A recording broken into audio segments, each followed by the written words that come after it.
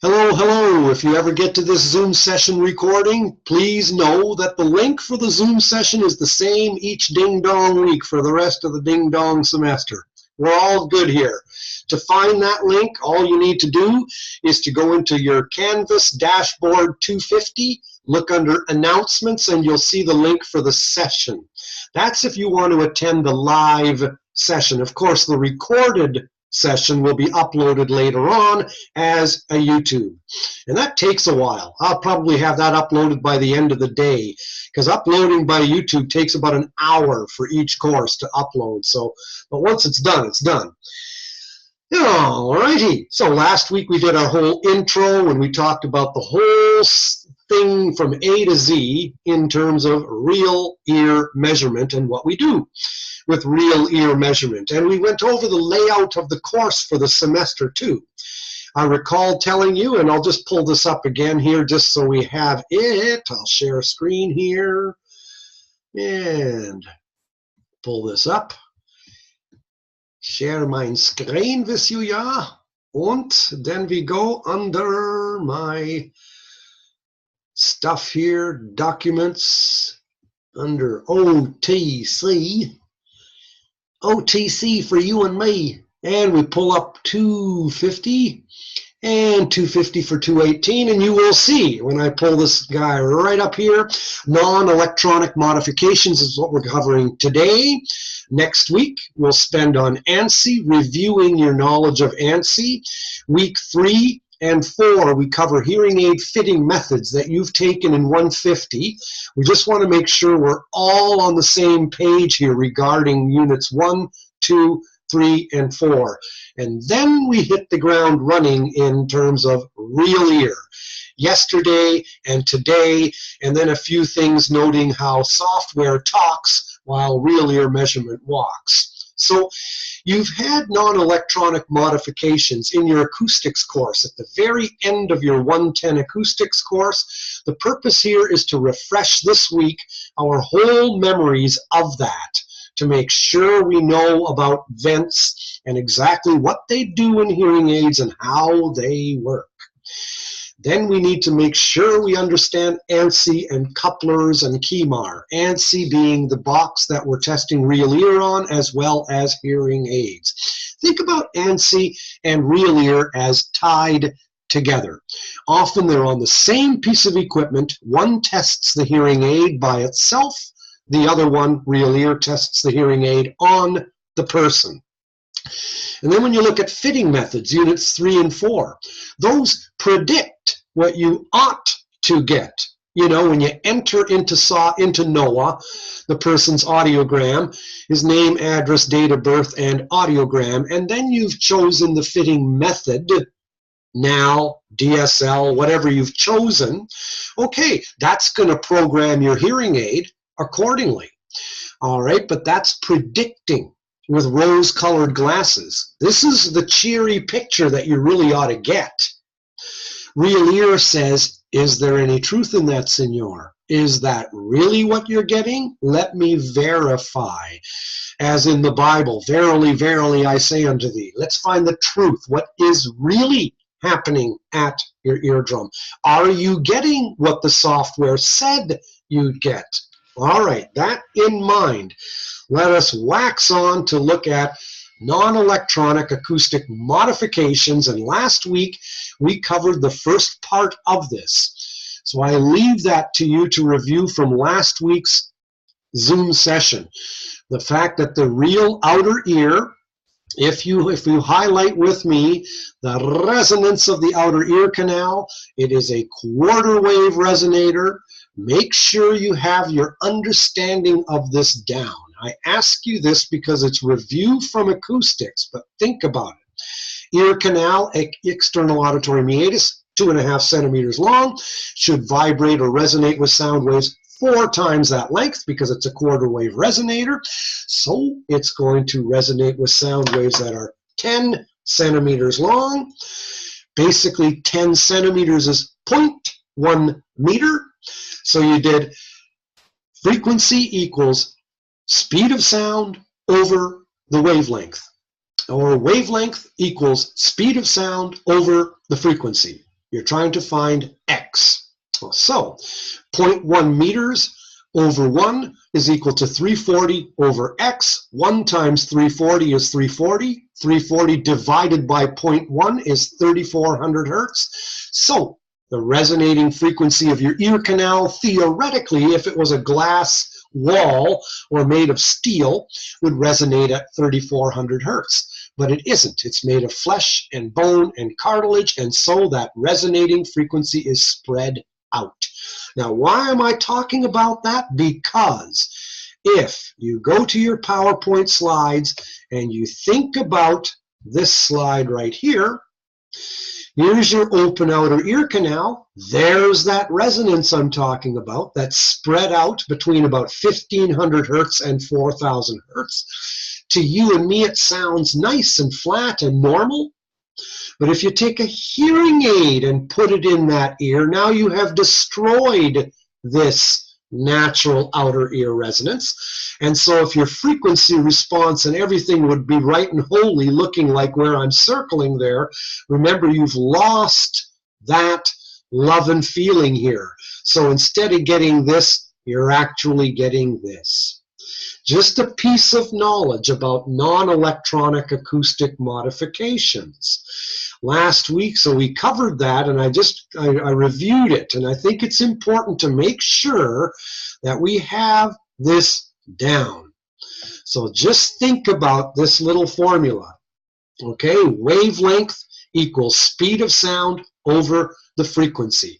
Frequency equals speed of sound over the wavelength. That little formula, and the ear being a quarter wave resonator, that's what determines the resonances of your outer ear. Okay, enough on that. Then last week we talked a little bit about ear mold types and ear mold acoustics. And so that's why we went to these weird slides talking about your ear mold impressions and how you're taking them. Now I imagine at OTC you are already taking ear mold impressions, am I right? Good stuff. So you got this stuff down. Great. You're knowing about the two different bends in the ear canal, okay? Knowing about your types of ear molds, full shell versus skeleton, or the little tiny domes that fit on top of your receiver in canal hearing aids. Here's a picture I showed last week of an ear mold impression from a student who had a barbell piercing of the crew of the ear. Took 15 minutes of very careful cutting to free that person's impression. Yikes. Anyway, so the speech spectrum, remember the shape of speech? You want to increase the high frequencies, and when you have lost the high frequency resonances of the outer ear canal, you're going to be hard pressed to hear the high frequencies of speech. And that's why we talk about non-electronic acoustic modifications, because there's a cheap and easy way to increase the highs without spending more than about 10 cents. So we'll talk about that at the end of our talk today. It's all about those soft sounds of speech. On the audiogram in HL, they're way up here, and in dB SPL, of course, they're drawn this way, okay? That's because decibels increases in dB SPL going from the bottom up, but on the audiogram, ODDIOGRAM, of course, things are upside down. But anyway, this is this, okay? So the outer ear canal, resonance, and speech, this is naturally a lift for these high frequency consonants. But when you've got the hearing loss, of course, this lift is no longer enough. And then when you plug an ear with a hearing aid, you've destroyed that as well. So hence, non-electronic acoustic modifications. Here they are, 3 of them. Venting in the lows, filters in the mids or damping, and horns in the highs. The influence of acoustic modifications on the ear mold. So here's an old-fashioned picture showing you those three modifications. On the left, you'll see the vent. And of these 3, the vent is the most important, because vents release the lows. Vents get rid of the occlusion effect. And we all know that when you plug an ear and when you start to hum, you hear yourself loudest in the ear that's plugged. That's normal. So think about what's going to happen when you plug an ear. You're not only going to lose this natural ear canal resonance, but you're also getting an occlusion effect, an abnormal loudness of your voice in the ear that's plugged. The first complaint of hearing aid wearers, let's lay this out, there's 3 of them. The biggest complaint of hearing aid wearers is background noise. The second major complaint is the occlusion effect. The third main complaint is feedback. Noise, occlusion effect, feedback. Biggies, okay? And vents are meant to get rid of the occlusion effect. And we'll talk about how. So let's first look at vents. In our notes, work your way down. Venting. And you'll see something here too. Horns and filters were relied upon heavily in yesterday's analog hearing aids. Put a star by that. We don't use them very much anymore, especially filters. We don't need them. So I'm not going to spend a lot of time on filters, but I need you to know at least that they existed and what they were, because they had a reason. Today we can get around that digitally, okay? But before we couldn't, and before wasn't a long time ago, believe me. Horns are not used very often, but they still are sometimes with number 13 tubing. BTEs with number 13 tubing often use horns, and I'll tell you what that is. But let's concentrate right now on vents. And look here where I highlighted, there's a tension between vents, horns, and feedback. If you have a horn, it's going to increase the high frequencies. But what's going to leak out of the vent? The high frequencies. And then you're going to get feedback. So there's a tension, okay? You can't make the vent too big, can't make the horn too big. You got to kind of find the right balance. But first, let's talk venting in general. Venting is a short, wide hole in the ear mold or in the shell of the ITE. Now, on a test or on a quiz or on a midterm, when we say vents and we say, how are they measured? You'll say in millimeters. Not in dB, not in ohms, not in frequency. Vents are measured in millimeters. What's the smallest vent? 1 millimeter. Let's make sure we know what a millimeter is. So let's flip the bird. Here, look at your finger. Look at your fingertip. Look at your fingernail. Okay, your fingernail is a centimeter. Take 1/10 of your fingernail, and basically that's a millimeter. So the smallest vents are generally 1 millimeter, and those are called pressure vents. Now, pressure vents don't do much to the sound. Pressure vents are so small that they don't really let out much of the low frequencies at all. They really don't. But when you start making a vent 2 millimeters and 3 millimeters, and the largest vents are 4. So the very largest vent you're going to see is a 4 millimeter vent. The very smallest is going to be a 1. A 1 millimeter vent is known as a pressure vent because it just equalizes the air pressure on both sides of the hearing aid. It's so that when you pull the hearing aid out, you don't suck the eardrum out with it, okay? It's meant as a physical comfort thing. That's what pressure vents are. But when you make the vent bigger than 1 millimeter, now what are you doing? You are letting the air communicate even more, and you have increased the acoustic mass of the air. And what resonates mass? Lows. So when you've increased the acoustic mass of air, because now the air trapped behind your hearing aid, and what is that in cubic centimeters? 1 to 1.5 cubic centimeters. That's why ANSI uses a 2 cc coupler, to closely imitate the space between the end of your hearing aid and your eardrum. We'll talk ANSI next week, but at any rate, the closed ear canal is actually a little smaller than 2 cc's, about 1.5. Now when you make a vent, now you're increasing the volume of air. So you've increased the acoustic mass. And what resonates with mass? Lows. So what's going to happen? The lows are going to follow the mass. They're going to, like Hansel and Gretel following the crumbs of bread to find their way out of the forest. The lows are going to follow that. They're going out. So what do vents do? They increase the acoustic mass of air in your canal, and therefore the lows resonate with that. They leave. They go out. So vents reduce the lows, and in so doing, they reduce the occlusion effect. So looking at the picture here, vents, there it is, a parallel hole made in the mold of a BTE. And in ITEs, you have the same thing. You'll often see a vent. Even in ITCs and in CICs, you'll see a vent a bit.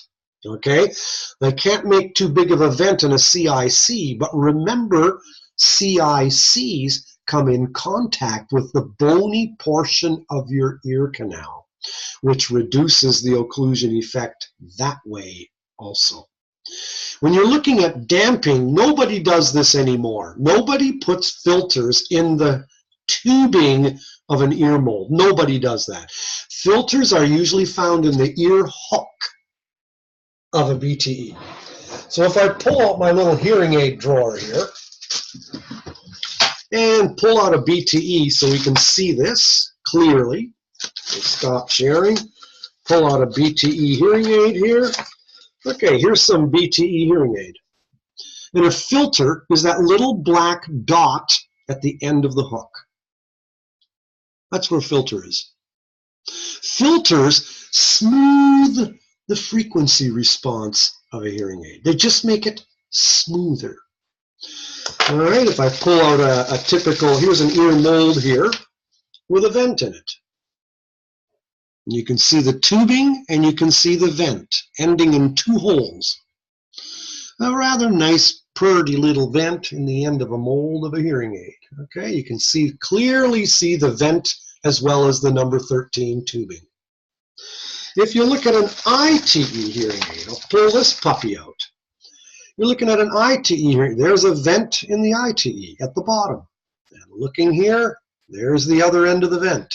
The white is where the sound comes through, and the hole is the vent. If I even look, see if I've even got a smaller hearing aid here. Yeah, here we go. I'll see if this puppy, if I can even see a vent in here. Oh, good Lord, yeah, here you can. Okay, here's a little tiny ITC hearing aid in the canal hearing aid. And look just below here, right where my finger's tapping. There's the vent. Little tiny hole. And if you turn it around so you can see the end of it again, there's the 2 holes. One for the sound, one for the vent. Vents are meant to release the lows out of a hearing aid and thereby reduce the occlusion effect. Now, when you're looking at a receiver in canal hearing aid, okay, look at the size of the holes there in the dome. That's a 4mm vent. Look at those puppies. So this is really going to be for a hearing loss that's sloping with excellent hearing in the lows, because who needs a vent? People with good hearing in the lows, because they are going to hear the occlusion effect. And go on and plug your ear and talk. And when you plug your ear and talk, you're going to hear your voice loudest in the ear that you plug. Now, the occlusion effect isn't a big deal if you've got a flat hearing loss, but it is a big deal if you've got typical presbycusis, because then you have a high-frequency sensory neural loss with excellent hearing in the low frequencies. Thou shalt vent. Okay, so there's your dome and a good old Rick hearing aid. So show and tell for you today. Now, in vents, let's say you've got this big old ear mold meant for a big old BTE, and I'll put this on the BTE hearing aid here. All right, and of course when you're assembling these things, always make sure the curve of the mold follows the curve of the hearing aid. I mean, that's always the orientation. I've seen people doing this, which is the wrong way to put the thing on, okay? Always have it like this. Now, when you're going to look at this vent, okay, I'll turn it around here. There's your vent again. You can see it. And then you'll see the hole of entry, sort of, kind of, where the light is a bit strange here. Let's see if that makes it a little better, okay? Anyway, you will often see with that something called select event. And this is a little tree with little tiny, ooh, if I can, where is it now? There you go. And you can see the holes in different sizes, okay? No hole here, big, smaller, smaller, smaller, smaller, till you get to a pressure vent. Very end. So they're growing in millimeters as you move to the right. Select events are meant to be taken off, and then you insert it into the hole in the mold. And it's hard. There you go. You can see the end. There you go. See that hole there? That bright light? Okay, right above this fingernail here. So when you're looking at that, you're going to insert one of these guys into it to choose the size of vent that you want based on the guy's hearing loss. And you're going to choose whichever one works the best. There's no rule to it. You're just going to choose the one that sounds the best to the guy. So essentially now we'll go back to your notes and read what we've got. Short, wide hole in ear mold done to reduce low frequency amplification, creates more acoustic mass, thus allows the lows to leak out. Larger vents allow more lows to escape, i.e. reduces lows more. Venting reduces occlusion effect, especially for those with good low frequency hearing who have high frequency hearing loss. Select event, SAV, for BTEs and ITEs, one large vent with a series of progressively smaller plugs. Allows you to customize the venting for client without drilling and ruining the ear mold. Don't worry about parallel versus diagonal vents because nobody really cares about that anymore. It's kind of like yesterday's news. Pressure vent, very small hole meant to equalize air pressure, comfort issue only, not meant to modify acoustics. Note on PowerPoint slides where vents are seen on BTEs and on ITEs. Here's a picture of select events. Again, just showing you the different sizes of plugs that you can choose to insert into the main vent bore. And you can choose the millimeter size that you want, right where I'm circling, between about 1 millimeter to 4. Here's a parallel vent. These are the best kind of vents. This is a diagonal vent. Those suck. People used to use them when there wasn't enough real estate room in the mold to accommodate both the number 13 tubing and the vent together. So they would do a diagonal vent, which ends up letting highs as well as lows out. So those are bad. Anyway, this is a picture I've often shown on tests and quizzes and midterms, and a lot of people screw it up. So here we go. Let's go look at it carefully, because it might appear on a quiz near you. Anyway, here's a 1 millimeter vent. Closed ear mold. Here, what's the effect on closed ear mold? No vent. Look at all the lows that are in. What is the effect on the low frequencies with vents? And you can see that as you start to increase the vent diameter, you're letting out more lows. So how much lows are you letting out? Well, no vent, you might have had 100 here. With vents, you got less than 70. So they can really affect things by like 30 dB, okay? Influence of vent diameter on the occlusion effect. Here's another picture showing you the same thing. Size of the vent, diameter in millimeters, and the effect on the lows. Just a graph showing you the general effects. Now we're moving off of vents, but before we do that, let's go to our notes here, and we'll get to that. This is now topic 2. But really make sure we understand all the concepts behind venting. Let's see what kind of pictures I can show you here just before we move into filters. So basically, looking at your BTE, looking at your ear mold, looking at your vent, where I'm circling with my cursor here. Now this was going to be the general location of what they call filters. And as I showed you, the filter is often in the hook. Okay, right where my cursor is, here's where filters, this is another close-up. It's in the end of the ear hook. That's where filters are sometimes located. So this is the second acoustic modification, non-electronic acoustic modification. Here's some tubing, number 13 tubing.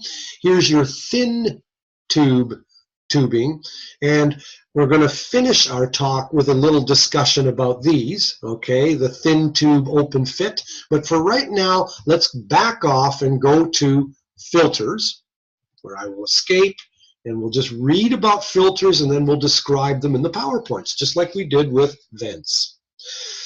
Filters, not used so much anymore. Their purpose was to smooth the frequency response in a hearing aid. So let me show you a picture here.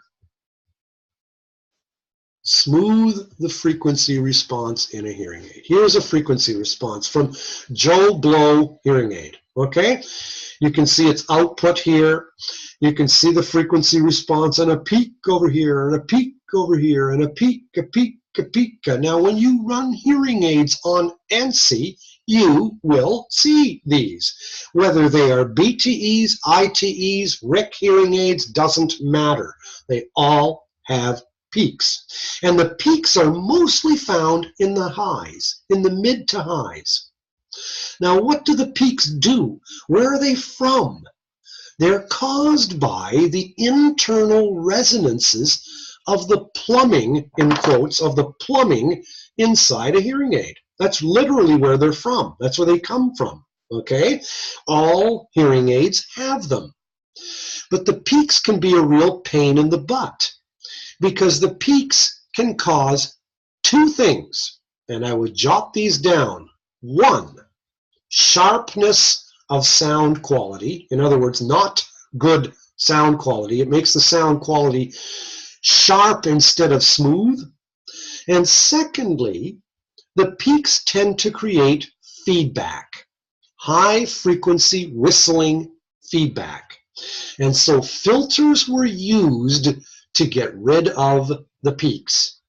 Now, we go back into our acoustics course, and you think about what is resistance? What is opposition due to mass? What is opposition due to stiffness? In other words, these peaks are caused by the resonances. Well, what did we say in acoustics? What's the flip side of resonance? Impedance.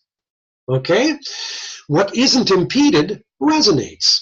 Now, I'll stop sharing for a second just so I can see you here. Now, when you've got resonance, it means the whole object is vibrating with the sound, right? We said the outer ear canal has a resonance. Okay. A frown is an upside down smile. If you flip resonance upside down, you've got impedance. Everything has mass, everything has stiffness. Mass resonates with lows, right? So mass impedes highs, doesn't like highs. Stiffness resonates with high frequencies, so stiffness opposes lows. So they're just flip sides of each other. And then in any object, there's a third element, and that's called resistance. And resistance is like simple friction, okay? So in any object, the resistance to sound is equal for all frequencies. In any object, the opposition due to mass is going to be different in one cup versus this pop bottle versus this versus that. Stiffness is all going to be different, but resistance in any object is equal for all frequencies. Mass opposes lows, stiffness opposes highs. The resistance in an object is equal for all frequencies. Good. Now we've recalled that. Now let's talk about filters. Because filters are resistors. They're not mass things, they're not stiffness things, they are resistors. So in the hearing aid, pick a hearing aid, any hearing aid, they are going to dampen or lessen the peaks wherever the peaks may be. Filters are going to reduce the size of the peaks wherever the peaks may be.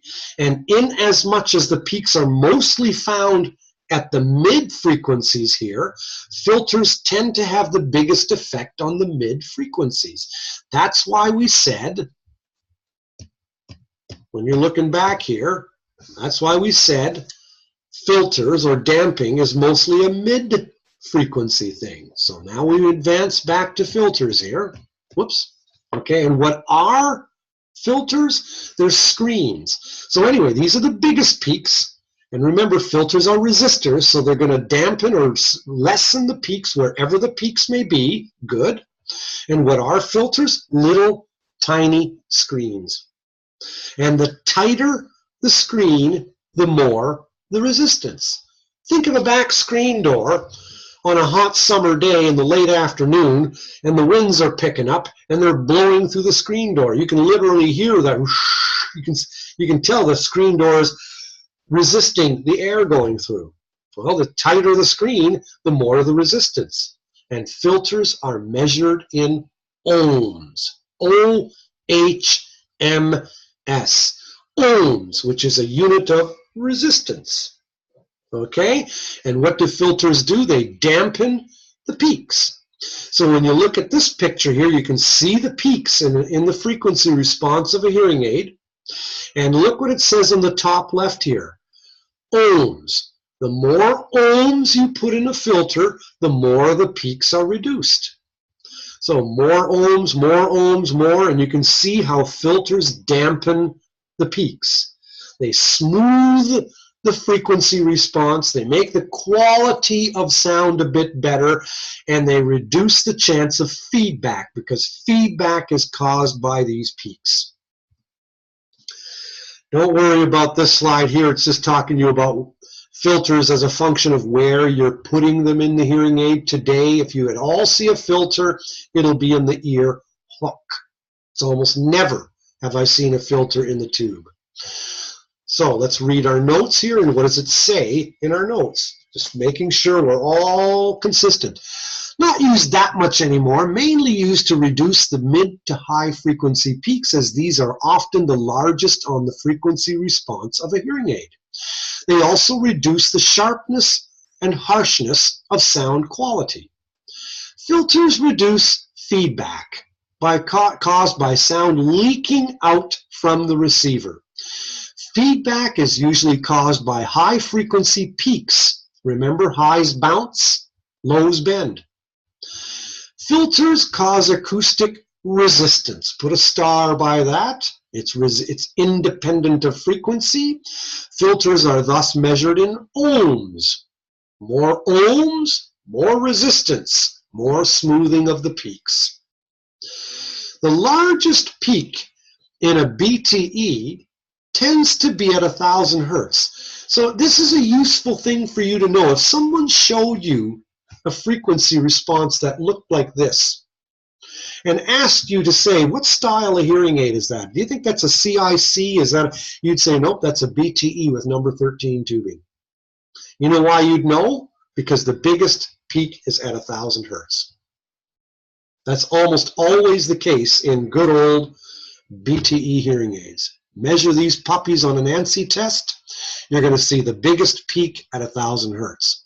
And we'll see that next week when we talk about ANSI testing. Kid you not. All right.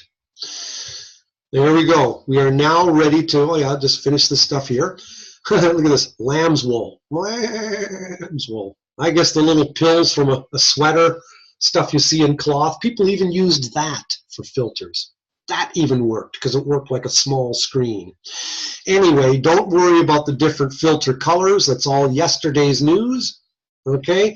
Location of filters at the small end of a BTE ear hook. In ITEs, in an ITE, the filter is usually here. So if I show you at the end where the sound is coming out of an ITE, you'd have to take off that white wax guard, and behind the wax guard, you'd see the filter. Okay? In a BTE, it's in the ear hook of the BTE. And you can even see this one's got a filter in it, that little black thing at the end of the hook. It's always useful to know, okay? Here's the mic of your BTE, that hole there. The receiver of a BTE is right next to the mic. I got to show you on your side. So the mic is here, the receiver is that little round thing. So if I twist the hook here, you can see the mic. There it is. That's what's picking up the sound. Hearing aid amplifies it, and then it comes out the ear hook, and this little silver ring there, under there is the speaker of the hearing aid. That's the receiver. So often the mic and the receiver are quite close together. The mic picks up the sound, the amp amplifies it, and the receiver changes the electricity into sound going through the filter and down the tube into your ear. All right, so now we are at the last part of this section, and we'll go down to what they call horns. The horns are really cool. And I'll show you a horn. I'll stop sharing, and I'll just show you a horn.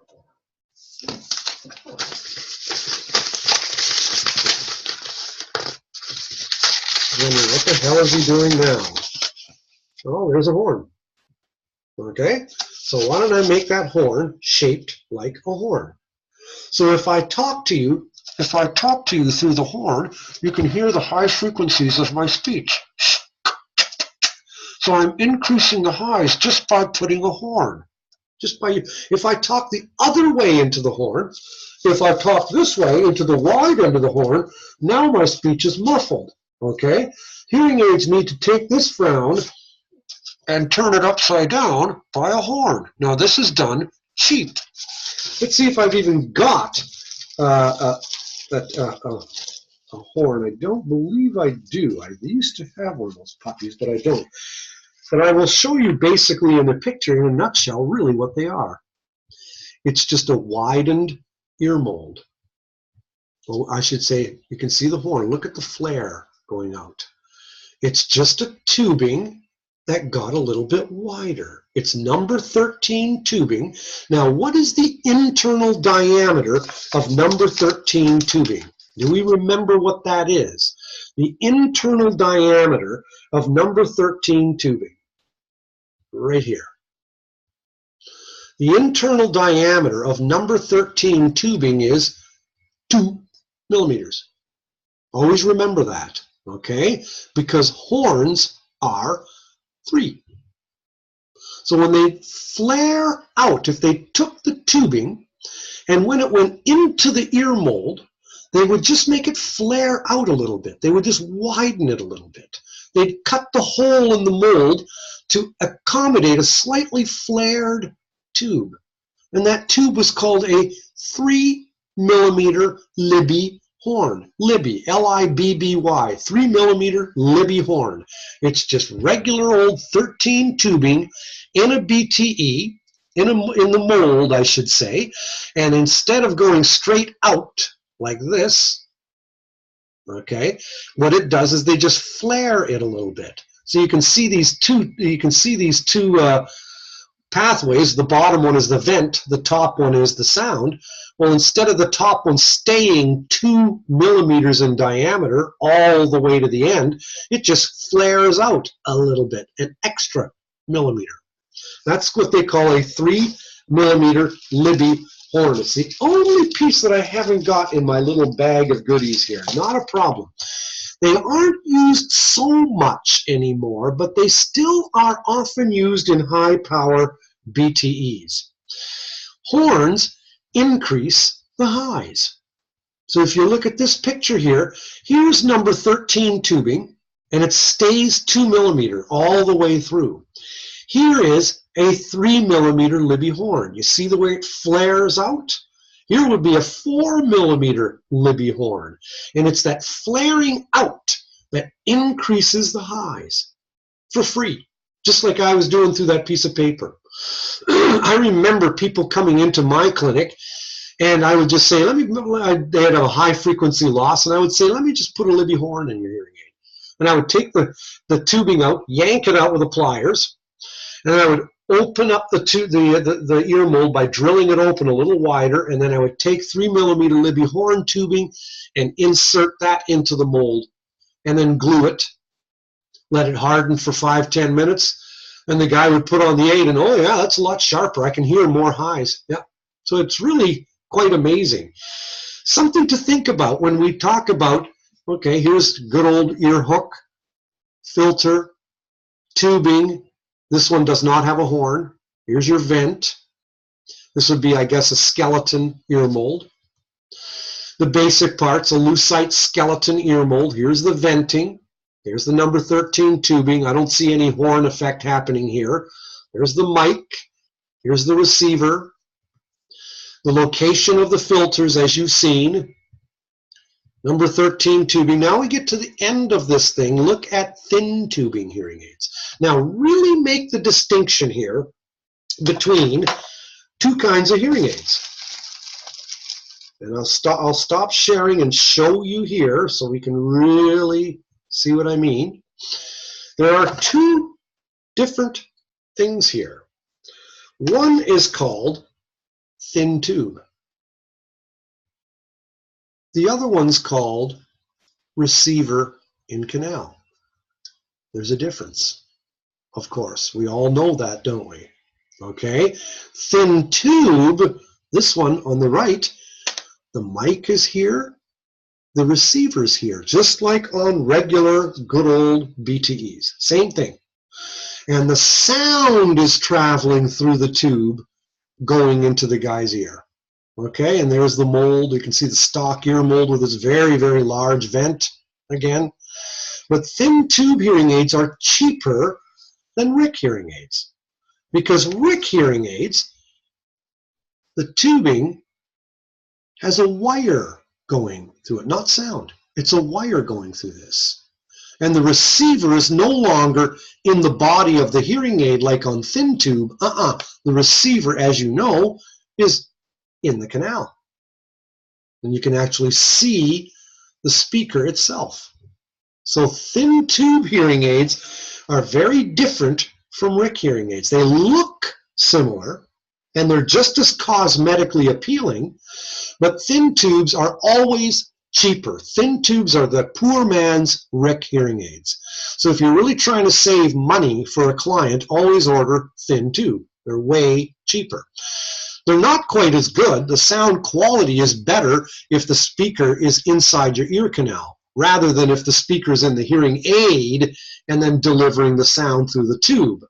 What thin tube hearing aids have in common with regular BTEs is that their mics are in the same location, the receivers are in the same location. It's the width of the tubing that's different. Okay? These, of course, are high power. These are meant for mild to moderate loss. But when you narrow the tubing, we just talked about horns, how they increase the highs. Well, when you narrow the tubing, you do the opposite. So if you're narrowing the tubing, look at this, the bottom here. Now you're making the tubing narrow. Now you're cutting off the highs. Make it even more narrow, you're cutting off even more highs. Sew buttons and become a tailor. Look at the thin tubing. When you've got such a thin tubing, you're going to cut off highs. And so they had to realize, the manufacturers knew this, and they said to themselves, we've got to make sure we deliberately amplify more highs to negate the effect of that thin tubing. Because here's regular number 13 tubing, the frequency response, and with thin tube hearing aids, you're knocking out some of the highs. So they knew that, they know that, and so in the thin tube hearing aids, of course, that extra dB, that extra gain is given for the highs to overcome the loss of highs you naturally get due to the thin tubing. All right, cool. We're about at the end here. You thought this would never end. Okay, receiver and canal hearing aid, wire going through. Thin tube hearing aid, no wire going through. Big difference. Difference in cost. Here's a receiver and canal. You can see the wire in the tube, ending at the receiver, and again with the stock ear mold.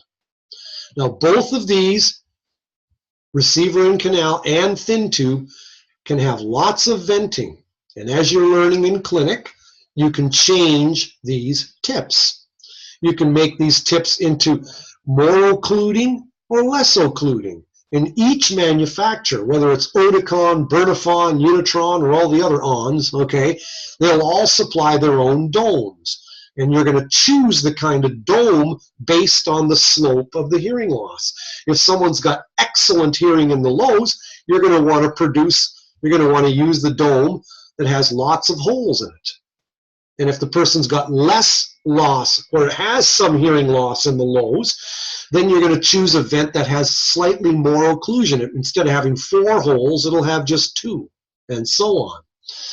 Anyway, that's basically itsky-pitsky. We'll wind our way down in our notes to the very end, because this is where we are, essentially. And when we look at our notes here, tubing and BTEs. And when you read with me here, regular BTEs where lots of gain is required, number 13 tubing, 2 millimeters in diameter. Heavy walled tubing gives greater durability, but often a smaller internal diameter. So beware of heavy wall tubing. Some tubing is antiperspiration tubing, looks translucent, reduces beads of moisture that can gather up in the tubing, because moisture can clog up the receiver of a hearing aid. But here, put a star by this, open fit hearing aids, okay, thin tube hearing aids, put thin tube open fit, because open fit just means a lot of venting, okay? Thin tube hearing aids are 0.8 to 0.9 millimeters in diameter. And again, that's highlighted by this particular slide here. 9 millimeter thin tube versus 2 millimeter diameter, number 13 tubing. All right. You have suffered through non-electronic acoustic modifications, vents, filters, horns. And they all kind of have some relevance. Vents still do, obviously, huge and big time, especially in thin tube hearing aids and in RIC hearing aids, but even in good old BTE hearing aids. And then we talked about horns, which are not used so much, but horns come into effect when you're looking at thin tube hearing aids, because thin tube hearing aids do the opposite of horns.